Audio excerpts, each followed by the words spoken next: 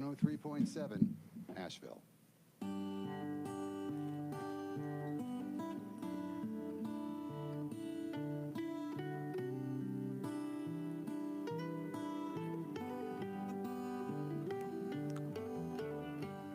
Good morning. You're listening to the Blaine's World Show, heard each Wednesday here on the new WPVM LP in Asheville, North Carolina. You can also listen online at WPVMFM.org and watch on WPVM's Facebook page. And folks, you can actually wave to all your fans and friends, and they're watching you on Facebook Live out there, Jasmine. Each week, we focus on the Asheville theater scene as well as on positive news and information about people and organizations in the Asheville area. And toward that end, it's my pleasure to introduce our first guests, Jill Sparks and Jasmine Hawks, and welcome aboard. Thank you. Okay. Thank you. And I should mention that Jill is the Executive Director of the Small Business Center and the Business Incubation Center at AV Tech, and Jasmine is the Program Associate for the Women Business Center, also located at AV Tech. And let me first of all ask you folks, or just mention to our listeners, that Jasmine is an Asheville native. She is a single mother of one lovely daughter, working with the Western Business Center has opened her eyes for the endless possibilities of entrepreneurship. It is now her passion to help anyone at any stage of their business ventures. Jill is the, I don't know if we have your background, but Jill, I'll let you actually give the Reader's Digest summary. Okay, you probably don't have my background. I have been in Asheville for about 13 years, came from Boone, North Carolina, and I have been in higher ed for the last 20 years. I have 2 daughters. I'm a single parent and love living in the city. Okay, well, we're glad to have both of you on board. And the first question I'm just always curious about when I interview guests, and I don't think I've had the pleasure of interviewing you, I think, Jill, on the show before, Yeah. but how do you get involved in this whole small business thing? That when you were little, where did you grow up? I grew up in Atlanta. Okay, and when you grew up in Atlanta, as a little girl, did you always know you wanted to help small businesses? No, I thought I wanted to be a politician or a fashion designer. Okay, and so what got you out of fashion design and politics? Well, when I went to college, I realized I wanted to help folks, or actually in high school. So whether that was picking what college they went to, what they wanted to do with their life, which can include entrepreneurship. And so after I earned my MBA at App State, I was a banker, so helping with folks in a variety of financial capacities, and then started working at App State as Director of Career Planning, so helping people figure out what they wanted to do, which really essentially is what we do at the Small Business Center. And when I left App and moved to Asheville, a new position was created at the Small Business Center, so I've been there for 13 years. And as you say it, I'm thinking out loud that one of the things you do at work in the center is you're involved in the political arena too, because if you're starting a small business, you're having to cut through a lot of political stuff as well.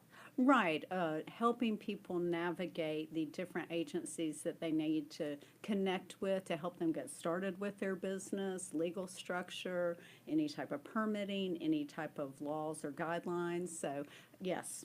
So you still kept that feet in the political arena. And Jasmine, the same thing too. You grew up where? Here in Asheville. Okay, now this is unusual. Whenever I say an Asheville native, there are actually people who grew up in Asheville. I grew up here. And live in Asheville. Did you always know you wanted to be, again, the title is with the Women's Business Center. As a little girl, did you always want to know you want to be involved in that?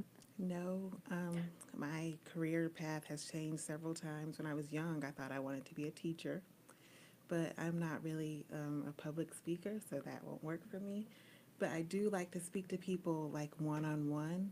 So once I got involved with the West Women's Business Center, that's where I found my niche, because I like to listen to people. I don't want to talk. And you've been involved with the Women's Business Center for how long? 2 years now. You know, and it's interesting too. You might even share this with some of your people coming on board. That a study once showed that a really good salesperson, at least, and you may know this, is almost listening. They should be listening like 90% of the time and talking 10% of the time, whereas a lot of people, it's just the opposite.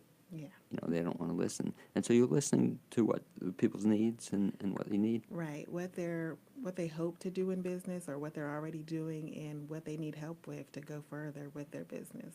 And what's the tie-in then? I know you're both located in the same building. What's the tie-in with the Women's Business Center and AB Tech and Jill's group? Well, we do a lot of workshops together. We collaborate on bringing presenters in and having our shared students attend one workshop instead of having to offer two of the same kinds of workshops for two different organizations.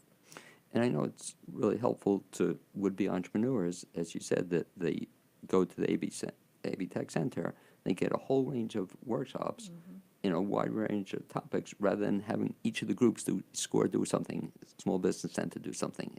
It makes it a lot easier for folks.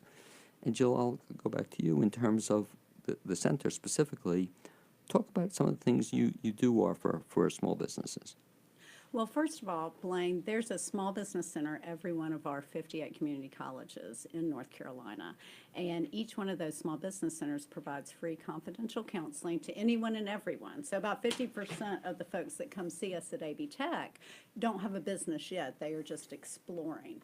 And so every small business center does that. We also offer seminars. Dwayne Adams does a great job of coordinating about 150 seminars that are offered at no cost.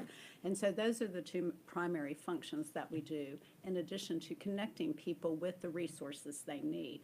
Now, one thing that makes us unique and really exemplifies the synergy that exists at INCA is that in addition to the Small Business Center, we have an incubation program where we're incubating businesses like babies and chickens, but we also have space for our partners in the community who help entrepreneurs. So it was a natural fit for the Western Women's Business Center to physically be at our location. And we have additional departments or organizations there as well. So partnering helps us provide a holistic approach to the entrepreneur, almost like a one-stop shopping. And you mentioned the incubation aspect of this. A lot of people may not realize what that is, but what a great opportunity for a startup business. Explain it, if you would. Well, just like babies and chickens, we provide a nurturing environment for businesses, startups, as well as existing businesses. And currently, we have 20 businesses that are participating in the incubation program, which we manage through the Small Business Center. About 5% of our clients incubate. Some well-known graduates of our program, AVL Technologies here in town, Plum Print, they digitize children's artwork, Right Line Gear, they were just on Shark Tank with the Moki Step, Big Boom Design, Spectralite Images, and then currently we have several food producers that are in there. No Evil Foods recently graduated from our incubation program. So people pay for, businesses pay for space, and they can stay up to 4 years. And it's a very reasonable price they're paying, too. Correct. And Dwayne was just showing me the other day that you also even have another facility, I guess, in the middle of that incubation space for people who just want kind of office space or a small space, very reasonable rate, and they can come there and have a place to work out of. Well, exactly. And also we have warehouse space, and then we have Blue Ridge Food Ventures, which is a partner, just like Carolina Small Business Development Fund, with AB Tech. And so there's a commercial kitchen, so it makes perfect sense for a company to be manufacturing their food or natural product or craft beverage and then have their office physically at AB Tech Inc. as well. And I like how you described it, that they graduate after 4 years. You actually kick them out, or they leave voluntarily? Well, and people do stay a variety of lengths. And so some folks may come in and they may only stay a year because they are busting at the seams, which is a great thing, or they may decide that that's just not for them, and that is okay too. And so if we can help direct people to what is the best, help them come to their own conclusion of what's the best choice for them, that's a success. But folks can stay up to 4 years, and that's when they graduate. We don't necessarily kick them out. We help them with finding new space. And Jasmine, I'll ask you the same question in terms of the stuff that takes place at the Women's Business Center. What actually happens? You meet with people, tell me what you do there. Yeah, we do one-on-one business coaching and counseling, access to capital, and workshops. So we are a program of Carolina Small Business Development Fund, which is a CDFI out of Raleigh, but it covers the state of North Carolina, so we have access to loans that way. And that's kind of nice because some small businesses don't have easy access to loans, I guess. Correct. So I guess working through you can help them guide through that process? And that is correct. Okay. And the people who, how many people like get loans, or I don't have the exact numbers, but when you look at this, she has the exact numbers. Well, since the doors of the West Women's Business Center opened in 2014, we have given out 119 loans totaling $10.3 million. Okay, it's pretty nice though, in terms especially because a lot of women in particular might not have access to capital any other way except through the center. Right. How difficult is it to get a loan? In other words, there's is there a lot of paperwork? There's a lot of paperwork, but it is easier to get a loan through a CDFI than through your traditional bank. There's still boxes that you have to check off. It's not just, there's still certain criteria that you have to meet, but it's a little easier than a traditional bank. And I think back to Jill's point, I think it's helpful that I guess one of the things you guide women through is the process that, hey, maybe this isn't for them, Right. because I don't know if you see it, but sometimes, Jill, I see it as a counselor. You'll get somebody comes to you with a business idea, and they want a lot of money, with no experience, nothing to back it up with. And I guess that's one of the things you work with them to see if business is for them. Yeah, if it's feasible. Talk about that, Jasmine, too, and then I'll ask Jill her opinion on this as well. But out of the people who come to work with you, are there some people, I won't say you discourage from starting a business, but some people go through the process and decide that it's not for them? Well, I don't really see that a whole lot. I see a lot of people come in with multiple ideas and they don't know they need help getting multiple ideas down to one idea. So I see a lot of that, but not people necessarily discouraged from wanting to start their business. Well, and I think it's good because what you do, and I know Jill does as well, your job is not to discourage them per Right. se, but I guess, Jill, Encourage. yeah, and I'll ask Jill to comment on this too, but encourage, but also be an agent of reality. In those, do you have to spend time with people on that? Yes, we do. It's not our role to say whether something is a good idea or not, even though when you hear something that sounds great, sometimes it's hard to contain one's enthusiasm. But what we tell our clients is our role is to play devil's advocate. And so to ask those hard questions to help them get a more realistic view of what their idea may mean, and then what type of research that they need, and also that it may not happen, it probably will not happen overnight. And the world is not their entire market. I do hear that a lot. Who is your target customer? Everybody. And that's usually not the case. And one of the things I think, Jill, that's so good about the center is that one of the things you do is that they work, I guess initially they would call to make an appointment with you or Dwayne or somebody else. And then you also have, and talk a little bit about that too, a bunch of other people volunteer to work with them. Explain that process. All right, and thank you, Blaine, because you are one of our longtime volunteers. Shout out to Blaine and to SCORE. And so we have several counselors at the Small Business Center to help folks. And then our guest counselors, called our Professional Service Office, include several CPAs. We have several folks that help with marketing and branding and website. And so once a client comes to see one of our initial team members, then they are eligible to meet with those folks 2 times at no cost. And then after that, if they want to continue that relationship, that's between them to figure that out.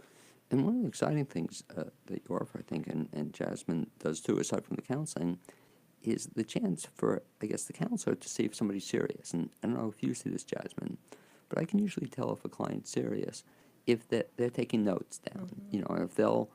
If they're putting down some ideas to do, and then I don't know if you do this, but I give them homework. And then if they don't do the homework, they're not serious. Do you do that at all? I don't. I'm just the first point of Gotcha. contact. And then Almost like Jill, yeah. you meet them initially, and then after they meet you, what happens? Then we assign them to a coach. We have like 4 coaches that are available to people to be assigned to. And like Jill, we start off with 2 hours at no cost, and then after that, then there's a small fee that we charge. Okay, and is that a sliding scale, or if they can't meet that fee, do you help them out? It's case by case, yeah. Okay, but again, I guess you see very soon if somebody's serious about it. Yeah, that, if they after their initial meeting, if they actually follow up for that next meeting, that's a sign. and do you see that sometimes when you meet them initially, that they don't even follow up on a second meeting? So I think that's a good sign. And I guess the same thing too with you, Jill, that it must be, I guess, both fun and frustrating at the same time. When you see somebody has a great idea, you know, I mean, that's exciting. That makes your day, and they don't follow through with it. You know, do you have that as well? We do, and that can be really frustrating because we do hear those, and oh, this is perfect. This sounds great, and for whatever reason they may not follow up. So, but then, fortunately, every day we get to interact with folks who do follow up and are moving forward, regardless of what pace that is. And we give homework, and we usually try and schedule that appointment, that next appointment, and give them manageable things because many of our clients, they're working a full-time job and they're trying to do this on the side so that they can eventually hopefully leave their full-time job. Well, you know, it's funny. I do something similar, but in terms of homework, I've learned if you ask them to do one thing, they can do it. If you give them, you know, write a business plan and come back in a week, they're not going to do it. Correct. Yeah, but you break it down in a small part. But I sometimes wait to have the person contact me because if the person's not serious about it, why should I even set up another appointment if they don't follow through? Now, some do, some don't, but that's the nature of the game. Let's talk a little bit then, I guess, about the big event the two of you working together on. And you have a conference coming up, I guess it's next week? Week after, June 20th. Okay, and that conference is what, Jasmine? It is the 5th annual the 5th annual Women's Business Conference. Okay, and what's that all about? We have a full day lined up with keynote speakers, breakout sessions. We have 3 keynote speakers, 6 breakout sessions. 2 of them have panels, so there's a total of 18 breakout presenters. But it's just a full day of fun and learning and growing, and Joe can elaborate on that. Okay, I was going to ask you in terms of it looks like has the schedule, and specifically talk a little bit about the keynoters, and then we'll talk about what else is going to happen. Okay, great. And this is something that the Small Business Center, as well as the Western Women's Business Center and the Small Business Technology Development Center, that is our sister agency within the UNC system. And so we have partnered, this is a day-long event, as Jasmine said, where there is ample opportunities for networking. There is great education and training that startups as well as existing businesses need.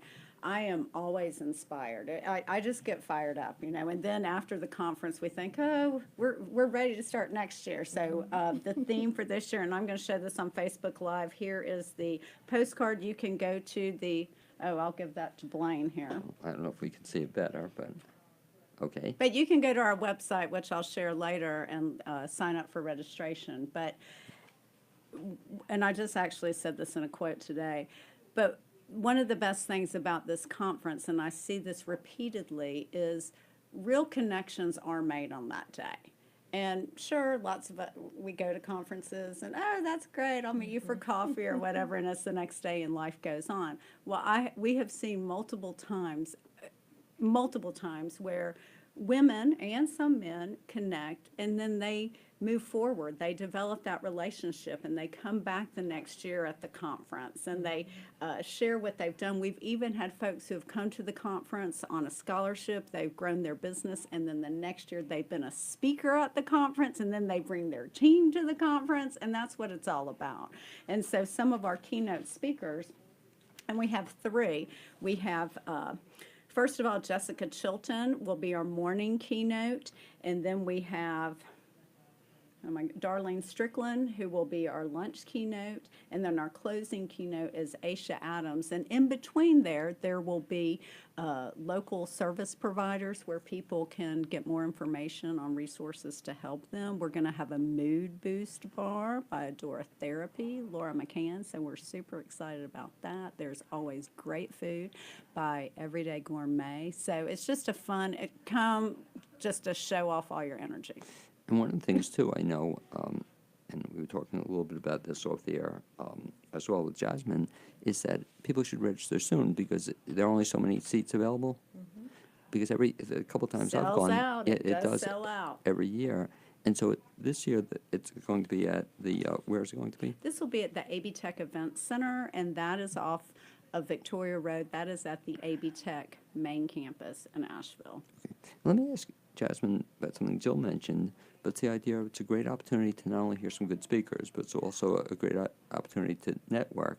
And talk a little bit about that process. In other words, if a woman comes to the event, and I guess there are two ways to look at it, and I'd like to get your reaction, is they can try to meet everybody, or in terms of they want to meet people networking, do you have any suggestions for women and guys as well?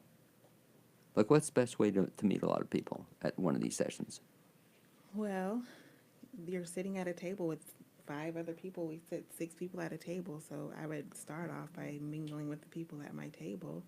And then we do have small breaks, and so during the break times, maybe you move over to the next table and get to meet somebody over there. And then we have like cafe tables set up with service providers in the area, so there will be like in and out all day while the conference is going on. There are many opportunities to mingle and step out into the hall and talk to whoever you meet. And let's talk a little bit about this, Jill, though, too, with you, and you certainly have a lot of experience with this as well. So Jasmine's saying you have a lot of opportunities. Sometimes, though, it might be better to just concentrate on a few opportunities as opposed to meeting, like, you can meet 200 women, I guess, or 200 women, 3 guys, or whatever the number is. But sometimes it's better to just key in on a few people, Jill? Yes, and what I often suggest is for folks to look at the agenda and see who the speakers are, whether, in addition to the keynote, who is going to be at the breakout sessions.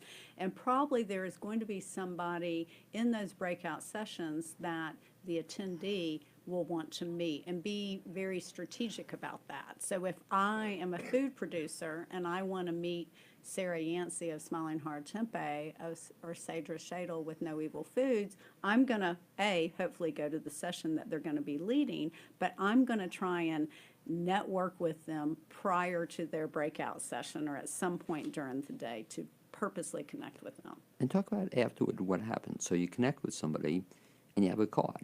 What do you do with that business card?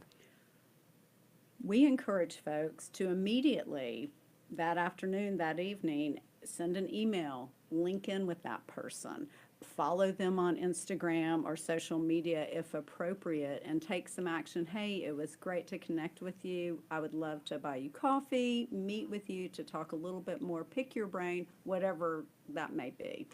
And sometimes I tell folks, Jasmine, is that what they may want to do is, even if they don't get to meet with the person, send the person a thank you note or a note afterward. Very few people do it, but boy, does a speaker like to hear that. You know, I enjoyed your presentation, blah, blah, blah.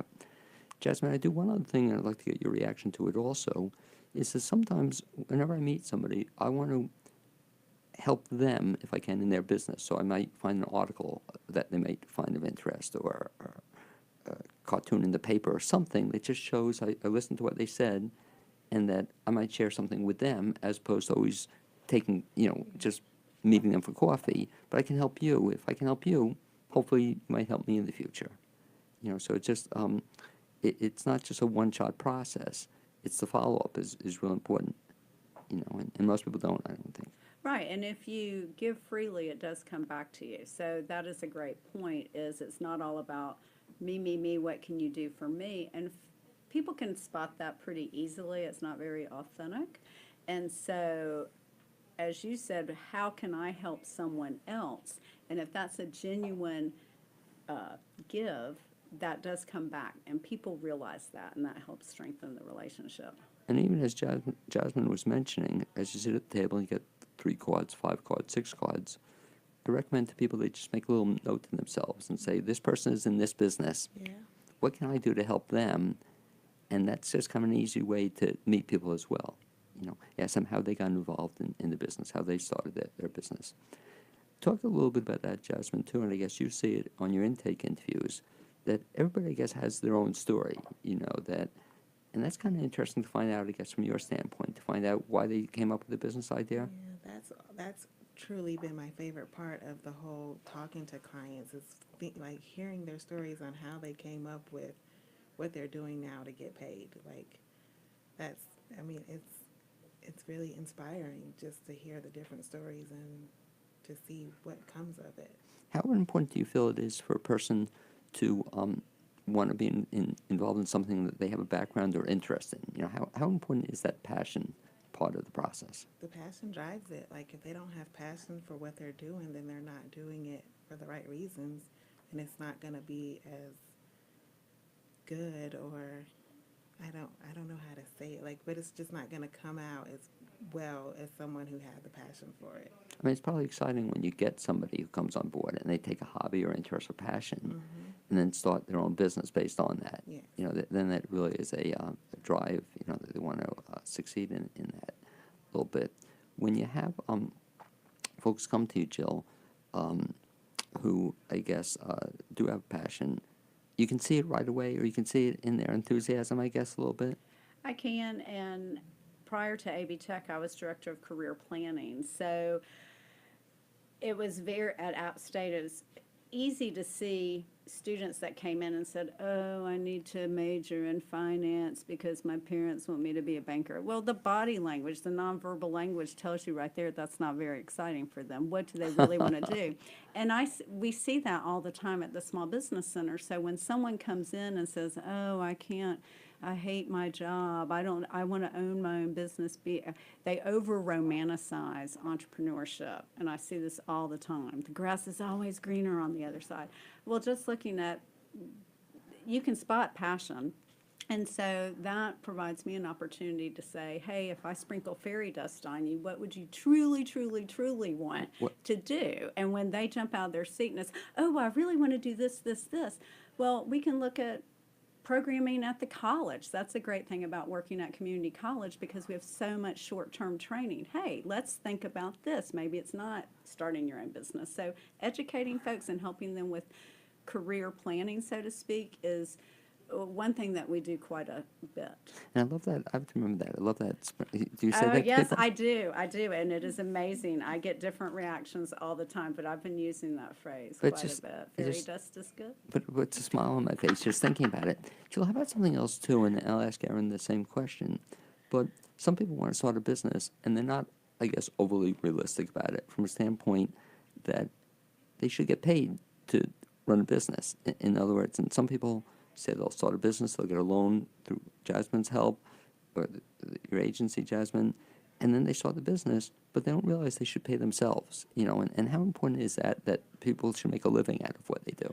Well, if that's going to be what they strive to do, I mean, that's the part of the cost of having the business too. Now, there are rare occasions where people are subsidized by a trust fund or something like that, but most people need to make money and being realistic about having that. And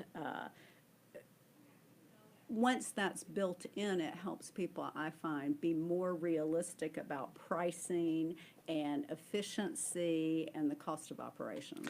Because do you find that sometimes people do all the numbers and work out all the financial aspects of it, but they forget that they should be paid themselves, you know, so they pay this. And I have this, Jasmine, I don't know if you ever see it, but they're running a business.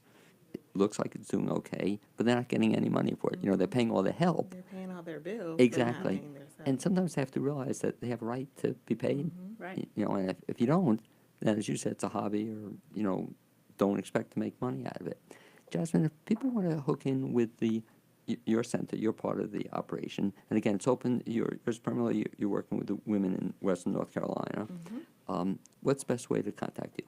Our website is www.wwbcnc.org. Okay, and I'll ask you to repeat that. It's www.wwbcnc.org. If they go there, they can find out about how to hook up with the center. There will be our contact information there, how to email us, and all of our upcoming events. We have a calendar on the website as well. Okay, and Jill, I'll ask you the same question. If people want to know about the Small Business Center at AB Tech, best bet is? Go to abtech.edu/SBC, as in Small Business Center. Again, that is abtech.edu/SBC. Okay, and they're going to find, if they go there, they're going to find what? When they go there, they can register for counseling. They can also see our seminar schedule. They can see some of the folks that are in our incubation program, some of our new programming. We're having Camp Girl Boss here I at saw that, AB yeah. Tech, July 22nd. We had a new agribusiness program. We just completed an inmate to entrepreneur program. So seminar calendar, register for counseling, register for the conference, and some of our partners. Okay, I'd like to thank you, Jill Sparks and Jasmine Hanks, I'm sorry, for being my guest this first half hour on the Blaine's World Show. You did great. Okay, Thank you, thanks. Blaine. Thanks, guys. See you soon. Bye-bye. Okay, and as Jill and Jasmine worked their way out of the studio, I'd like to mention that support for this show and WPVM is underwritten by Grail Movie House, Asheville's alternative cinema. The Grail Movie House is an independent, locally owned, three-screen cinema located in downtown Asheville. For current features, visit the Grail website at grailmoviehouse.com or the Grail's social media pages. In addition, as our guests are setting up, I'd like to also mention a couple of the upcoming theatrical productions in the Asheville area. The first one I'm particularly excited about, it's Hands on a Hard Body. That's going to be at Asheville Community Theater from June 7th to June 30th. For information on that, you can go to Asheville Theater, spelled with an RE.org. I'm excited about that one because if you don't blink, you'll even see me in a cameo in that show. In addition, Heart is concluding The Bridges of Madison County that runs through this coming weekend. And it's a beautiful show, beautiful musical, and if you read the book, you may know the story, but the musical is quite something. And information about that, you can go to hearttheater.org. It's now my pleasure to introduce my second guest on the Blainsboro Show today, and they are Erin McCarson and Josephine Thomas. Welcome, guys. Hello. Thank Hello. you. Okay, and by the way, you can wave to all your fans and friends on Facebook We've Live. been we already posing. have. Okay, great. Hi, friends. Hi, Okay. family. Hi, family, too. And I should mention that Erin is originally from Yorkinville, North Carolina, grew up with cows in her backyard. Erin has been acting for over 3 decades, stage, screen, commercial, and television, and recently located from New York City to West North Carolina, and she really loves her cats. I do. I love them very much. Okay, super. How many do you have? I have 2, Oscar and Dottie. They're watching. Okay, and we have 3, so I doubt they're watching. And Josephine Thomas has most recently been seen at NC Stage in Juliet and Romeo and Juliet, and she will never age out of playing Juliet. Never. Okay, like that. And you're in Juliet right now, right? I'm playing Juliet currently, tonight. Okay, well, let me, before we even talk about what you're playing tonight and what you guys are working on together, the question I always am curious about, Erin, is how do people get into, especially acting? Like, you grew up where? Yadkinville, North Yadkin- Carolina. There was one stoplight, Okay, and I had a cow pasture in my backyard. okay, and when you were a little girl growing up in Yadkinville, North Carolina, did you know you wanted to be an actor? From the minute I think I entered the world, Did you? that's what I wanted to do. I used to pack my little hobo bag and beg my mom to take me to the Mickey Mouse Club auditions. And she didn't, obviously. I just sat outside till I got hungry, and then I came back in. But yeah, I just knew I always wanted to do that. And it's funny because you're so quiet and unassuming. You know, I find this hard to believe So that. quiet. Is it Never a peep. Would you have guessed that she wanted to be a performer? Do you No. remember the first show you were ever in? Oh yeah, I was in We Like Sheep at church when I was 3. We like sheep. I was a sheep. Okay. Now, one of the Aren't we ideas, all? one of the ideas I have, Erin, whenever I meet actors or directors, I said, wouldn't this be a great thing to do in Western North Carolina? We do a show at NC Stage or Hart, wherever, where everybody does their first role. You know? I love it. Oh my gosh. Wouldn't I that love be- it. You could be a sheep, you know, and you wouldn't have to do the whole play, just a 5-minute thing. Great. Where everybody does their first role. And Josephine, I'll ask you the same question. So that you grew up where? I'm from Hollywood, Florida, Okay. South Florida. And did you know as a young kid you wanted to be a performer? It took me a little while. I read a lot of books. I was a book, so my imagination was very active, and I didn't really do my first play until I was about 8, and then I was hooked. I played a fairy in Sleeping Beauty. Okay, so you were late coming into the field, you know, 8 years. 8 years old? Yeah. I mean, I really had aged out of many roles. So, Well, the same thing too. So that the acting bug bit you at the age of 8? oh yeah, for sure, 100%. And then it was just all downhill from there. And wouldn't that be good to also do your first role again? You know, if you could. But yeah, I can't remember which one I was, but I do remember committing very seriously to my role. And so you started at 7, 8 years of age, and so you've acted ever since? I have, yeah. I've been doing things ever since. I did take a little break. I have a 7-year-old daughter. When she was a little baby, I took some time off, but I'm back in full swing. Now, do you think the 7-year-old wants to become a performer? She actually just did her first play. well- At age 7, she played Cinderella in a heartbreaking show called Character Matters at Evergreen Community Charter School, and they nailed it. Yeah. She was amazing. And did she enjoy it? Oh, yeah, she was great. She very much enjoyed it, yeah. Because the thing that amazes me, Erin, about performers, and we were talking a little bit off the air, is that you folks, I just don't get it in that I'm in this play I mentioned just before, Hands on a Hard Body, and I have 5 lines. And that to me is killing me, to get 5 lines. And I mean, I guess some people are good at it or better than others. Are you good, like, for memorization? Are you good at memorization? Just like anything, I think the more you do it, the better you get.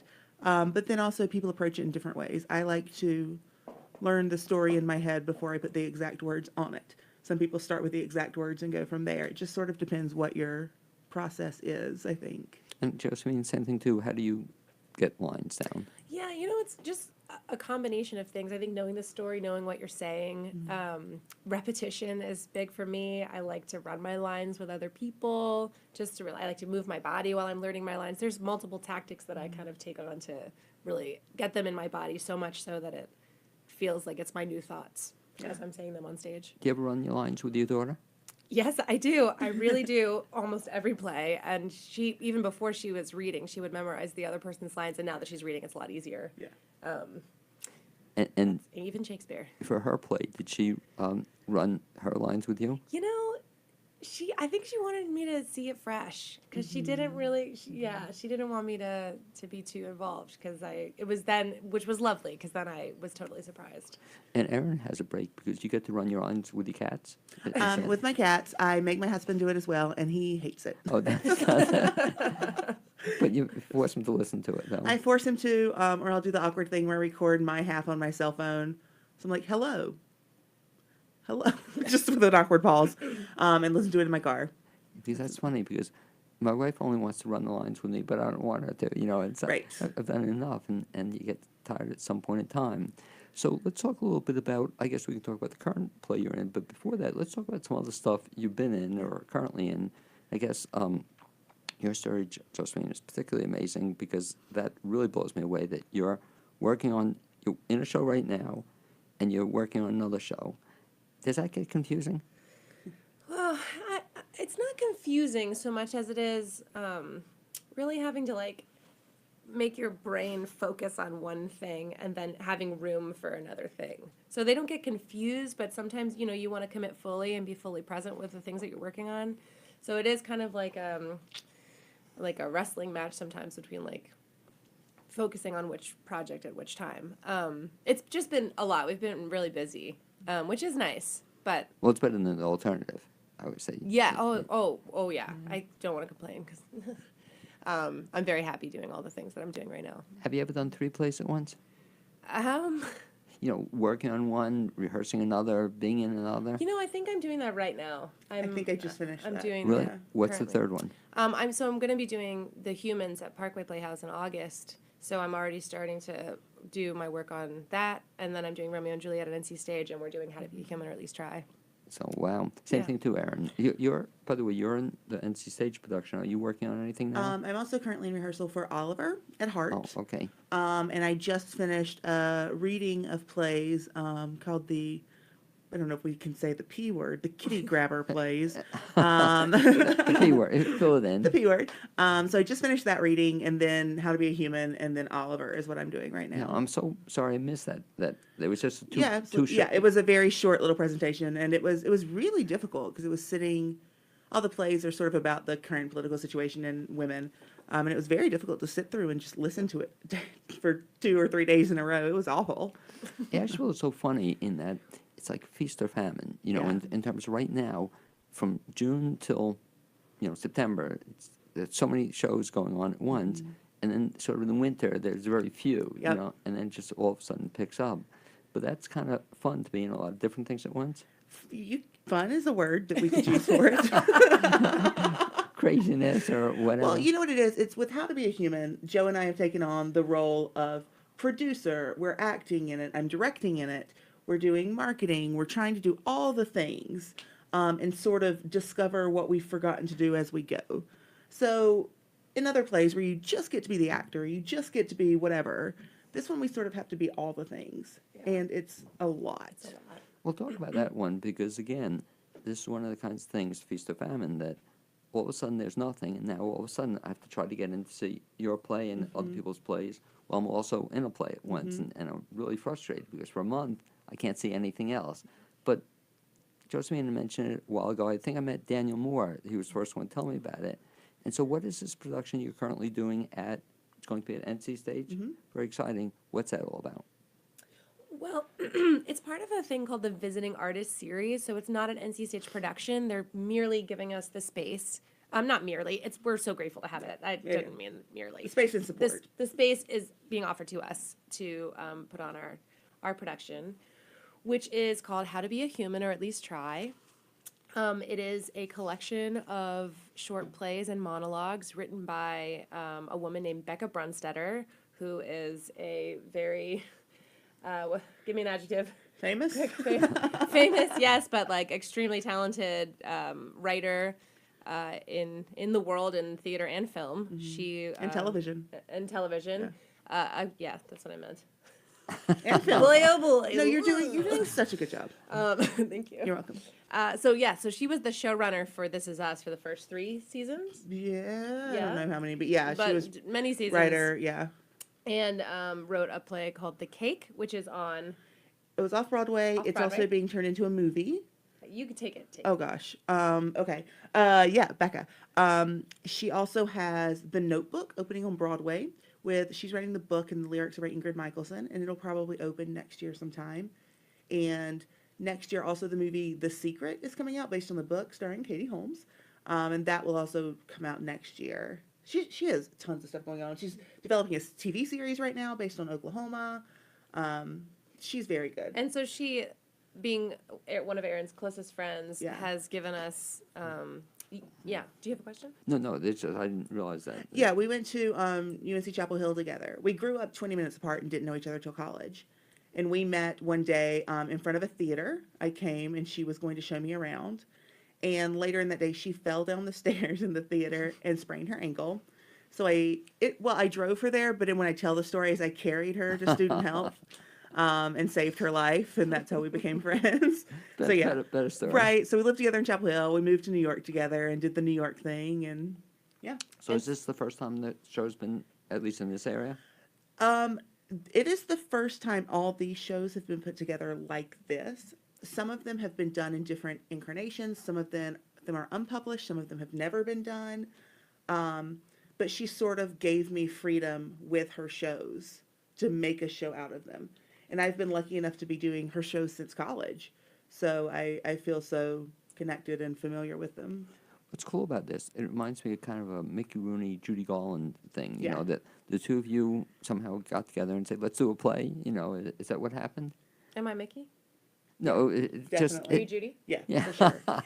No, but I Yes. mean, it's so cool that you just, you know, two of you just decided you want to do a show and find a venue for it. Yeah.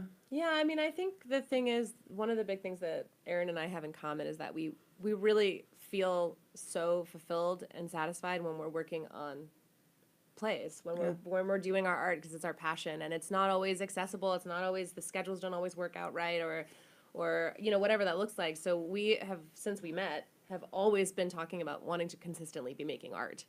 And this is a really great opportunity to be able to do that in with some creative freedom that feels really good. Right. That is our own. Right. It probably was also quite an experience for you, too, to do it from the beginning to the end. You know, like you said, I've seen both of you in terms of being on stage, always been impressed, but somebody else was directing, somebody else was putting together. Now you have to do everything kind of yourself, and there's a lot of work involved. Ooh, it's a learning curve. It Yeah. really is. It's so much more than I ever imagined. And Erin's taking the reins on a lot of it for sure. She has some experience with producing Yeah, stuff. I've produced and marketed and directed before. Maybe not quite when I was so busy all at the same time as an adult person. Well, talk about this show, too, in terms of, I think you put together a killer cast. And, you know, aside from the two of you, who else is in the cast? There's 7 actors total, and the actors are also directing each other. It's very collaborative and wonderful. It's Josephine and me, Alan Law, Samantha LeBrock, and Anna Denson, Pam Elder, and Daniel Moore. And we have David Yates as stage manager, board op, set designer, and Abby Alman is lighting designer. Is that everybody? I think that's it. It's very small. Oh, and Cheyenne. Oh, Cheyenne Dancy. She's the one that made all of our posters and stuff. She's incredible. So yeah, it's this very small, intimate cast where we basically just wanted to pick the cream of the crop who we think are really extraordinary and who we were excited to work with and that we trusted to do the work justice. And talk about how long the process takes. In other words, I don't think people realize that you just don't decide you want to have to do a show. You know, it takes a while. Yeah. And how long have you been kind of working on this, putting it together? What's the process like? When did we start talking? We I started was talking about, like last year. yeah, when it was just a baby dream, Yeah. unbirthed. Yeah. And then it became official, I guess. When did we have our Gosh. first meeting? Was it this year or last year? It came. It was before Romeo and Juliet. It was before. It was like before Bop and Evie. Right. It was earlier this year or late last year. We had our first official It's Happening. Yes. And then it was a matter of, you know, speaking with Becca, collecting our things, finding out what cast is available, getting all of our schedules together. But one of the nice things has been, though, because we're working with such professionals, and our schedules are all so crazy, there's a huge amount of trust that we're going to rehearse it once, we're going to figure it out, you're going to go home and you're going to do your work, and we're going to meet back and it's going to be great. Which you don't always get. It's wonderful that everyone's very, very professional and Right. good at their job. And because they're individual pieces, Mm-hmm. we're able to kind of rehearse separately too, which brings some ease to the process too. So So the performers got a script how long ago? How long did they have to work on it? March or April was our first read through, I think. yeah, Okay. And so then the actual rehearsal process is Mm-hmm. how many rehearsals are you going to have or have you had? We are in the thick of it now, so we're at every days now. Before that, we've met probably 3 to 4 times a week. Not necessarily everyone's called every night. Doing the different pieces as needed. yeah. Yeah. That's quite a process. People I don't think realize that. You know, Oh yeah, and that- this one's theoretically light compared to a lot Yeah, of rehearsal definitely. processes. And, Yeah. and you don't have. Do you have music in this one? Not live music. Right. Yeah. Because people don't realize that. I think I'm seeing it now too. That how much time is involved in putting on a show. much So time. much It's your time. entire life. So much time. Yeah. And you have families also. You have other things you got to squeeze in Yeah. there as well. Yeah. So you mentioned there are 7, I guess, short plays they're going to see in this. 12 12 pieces. total. Yep. Okay, describe some of them. Like, what will people see when they see this? Sure. It's short plays and monologues. I think there's several common threads. As a whole, they could all happen to the same person or they could all be to different people, but they all exist in the same world. And Becca's work is so human. It's so real and it's so, people are good, people are bad, people are happy, people are sad. So I think the common thread is just that they're all super human. Just trying to live Not their heroes. I lives do in that this every world. time. Humans that are Super- very super human. human. And specifically, I mean, there's everything from a girl that comes home drunk from her birthday party. I don't want to give anything away. I don't want to give anything away. That's the thing, is that they're so. They'll just have to see it. But they're You have to going- see it. They're going to laugh at it. They're going to have fun. They might even cry. Cry, I was There's going going to to be say. laughs and tears, maybe. Yeah. That's, Like life. As Like is life. because that's one of the great things when you see that at a show. You know that you're enjoying it, but you also kind of have tears. Yeah. You know, just listening to it, I'm getting teary. You know. Yeah. Well, the thing about these plays, Blaine, is that because they're just like the meat of life. Like the things when you're walking around, you're like, is this normal? Why am I feeling this way? This relationship that I had, like, who am I as a person? That what it does is it's so relative. It's so accessible and relatable to just being a human being in general that I think it's one of those experiences that, and I've had many in the theater where you leave and you're like, okay, I'm not so alone in this world as a human. And I think that's what Becca does really best. Oh, yeah. is for really sure. like make you feel like you're part of something. Well, you mentioned she was just involved in This Is Us, but she wasn't a writer. She was a on- writer. oh, Yeah, she was one of the head writers. Because I feel the same thing too. Don't ask me why, but when I watch This Is Us, Right. I feel the same kind of way. You know, I say, Sure. "Whoa, I know these people." You know, so when I see your show, I'll know these people or some of Yes. them. Yes. You might even be the people. Yes. 100%. You feel for them. You can't help but feel for them. Yeah. Good, bad, whatever. And there's not even, the bad guys aren't bad and the good guys aren't good. Everyone's just human. Everyone's just trying to do their best. But isn't that great theater when that happens? you Sure. know? Yes. Sure. When Best. it makes you really appreciate it or just feel for it. Yeah. Or something like that. Absolutely. After this show ends, so this ends. It starts. When is it? This next The week. 19th it opens on the 19th and it closes on Sunday the 23rd. 23rd. Yeah, short run. So it's all days and a Sunday matinee Matinee at performance? 2, yeah. So Wednesday night is the opening- Wednesday is opening night, Wednesday the 19th, and then that'll be 7:30 show, and then all the way through Sunday, which is a 2 o'clock matinee. Short schedule then. Short schedule, very yeah. It's intense. a quick hit. Yeah. But we're doing it. How long is the show? What is I would say it's about 2 hours. with an intermission? Yeah, I mean we're still rehearsing, so that always a little bit changes, but I'm gonna say it's right around 2 hours. How's it like performing at NC Stage? It's great. It's wonderful. It feels fancy, and the other thing about talking about the work that goes into a play, it's not just the month or two you rehearse. It's the 30-some years you've gone to school for it and practiced and learned tricks and all these things. So getting to do it at NC Stage feels like sort of an acknowledgement of your work, which is nice. That feels good. And it's very exciting.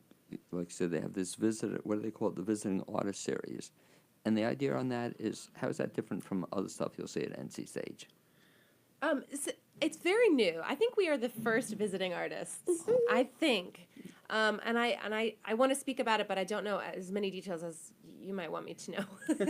But they used to have a thing called the Catalyst That's what I'm series, familiar with. Yeah. which is a similar concept, and they changed it over to be the Visiting Artist series. And I think they just really want like some fresh artistic work to come through their theater, and they kind of want to like open the minds of their audience members to like to this new modern stuff that touches on new topics and give artists an opportunity to make art. I mean, it's been really special, and we're really grateful to be there and to be working with them. And hats off to Michelle Corello, who is their production manager, and so much more, who I'm also working with right now for our community tour with Romeo and Juliet, who is really dedicated to making opportunities happen for artists in this town. And talk about the other thing you're in now. It's Romeo and Juliet, the little play that some people may know. Yeah, I don't know. That's also, you mentioned a community tour. What's that about?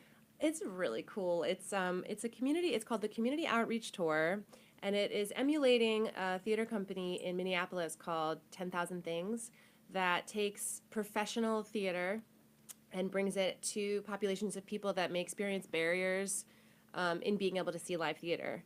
So our tour has gone around Western North Carolina. We went to the Swannanoa Correctional Facility. We went to Haywood Street Congregation.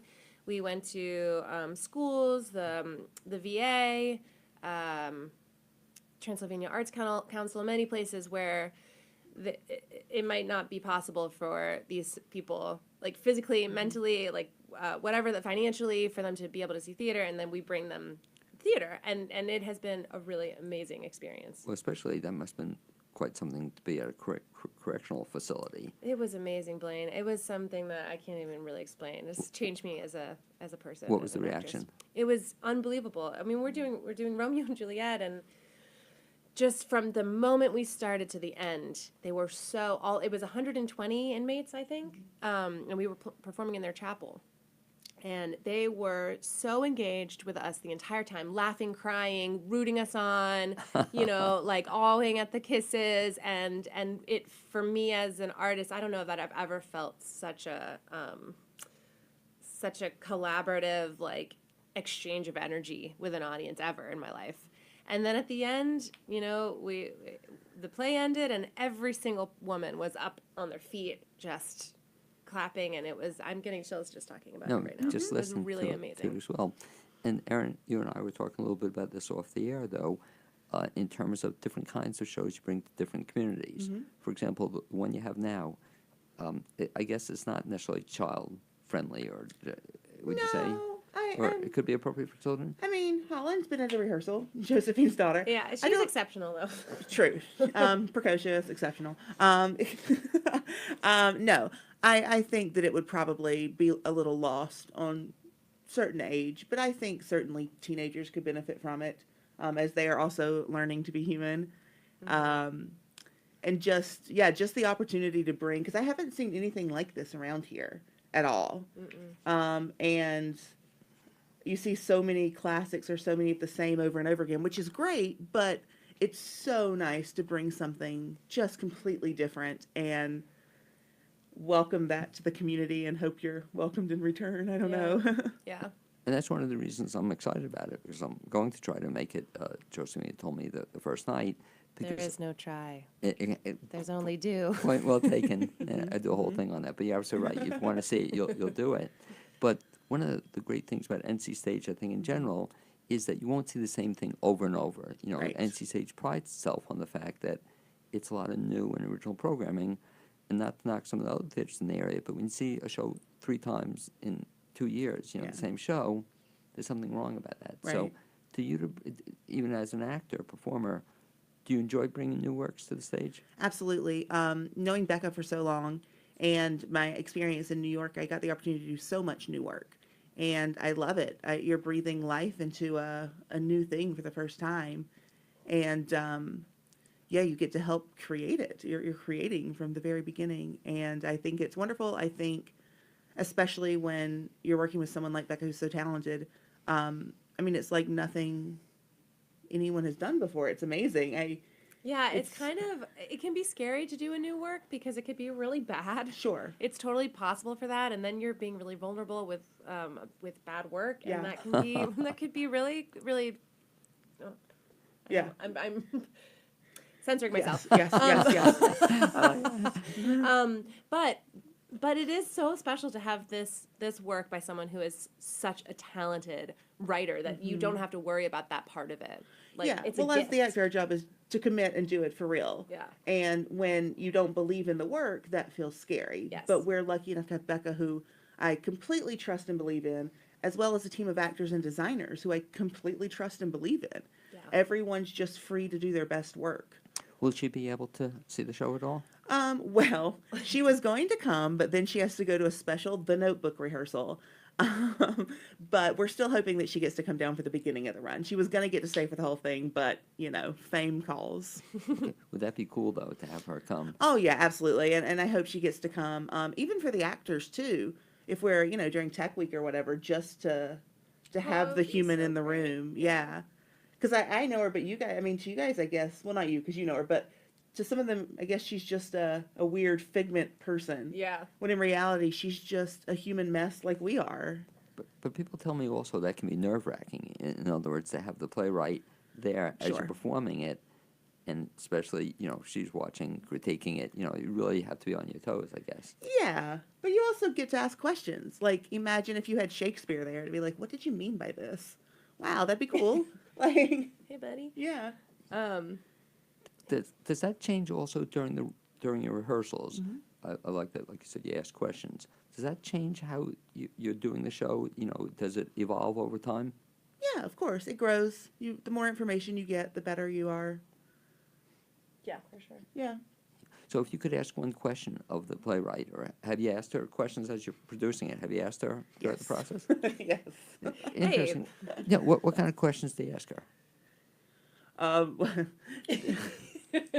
Probably ones I shouldn't say on air. Don't forget they're best friends. so- Yeah, well, no, I mean, definitely just in terms of, we also have the cast that we have. So to some degree, it's like, hey, can we tweak this? Can we change this? Can we cut this? What would you do here? You know, technical things like that.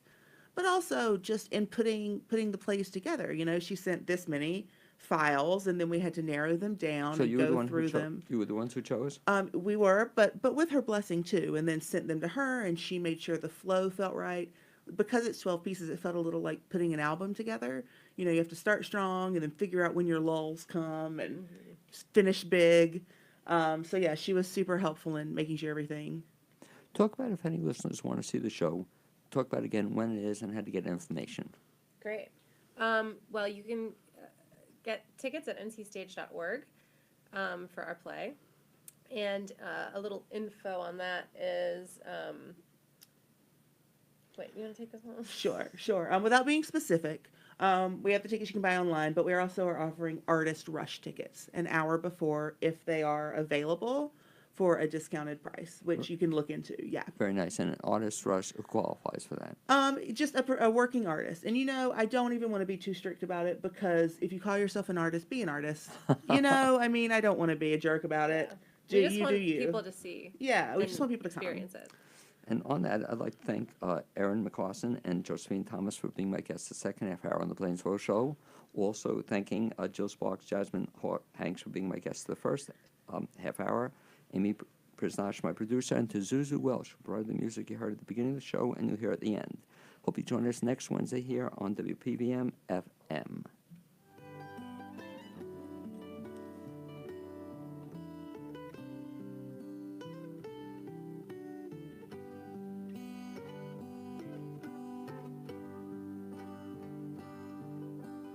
You're listening to